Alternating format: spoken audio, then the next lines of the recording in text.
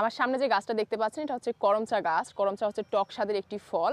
এটি গ্রীষ্মকালীন ফল। এপ্রিলের শেষের দিকে এর ফল ধরা শুরু হয় এবং জুনের মাঝামাঝি সময়ে ফল একদম ম্যাচিউর হয়ে যায়, পেকে যায়। এর ফুল সাদা রঙের এবং ফলগুলো কাঁচা অবস্থায় সবুজ, যখন পেকে যায় তখন এরকম সুন্দর কালার চলে আসে। এই ফলগুলো টক স্বাদের হওয়ায় বেশ অবহেলিত, তবে অবহেলিত হলেও এর পুষ্টিগুণ কিন্তু অবহেলা করার মতো নয়। যেমন পুরো 100 গ্রাম করমচাতে রয়েছে 62 কিলো ক্যালোরি এনার্জি, এছাড়াও বিভিন্ন ধরনের ভিটামিন যেমন vitamin A, vitamin C, potassium, iron সহ আরও অনেক পুষ্টি উপাদান রয়েছে যা আমাদের শরীরের জন্য অনেক উপকারী।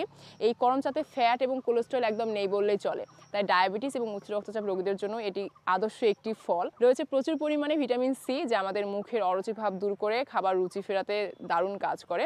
প্রচুর পরিমাণে ভিটামিন এ থাকায় আমাদের চোখের জ্যোতি বাড়াতে ভালো কাজ করে। আর একটা ইন্টারেস্টিং বিষয় শেয়ার করি, কাজ করতে করতে অনেক সময় আমাদের ক্লান্তি ভাব চলে আসে, চোখে ঘুম ঘুম চলে আসে এবং বারবার হাই ওঠে। এই করমচার রস খেলে কিন্তু ক্লান্তি ভাব চলে যায়।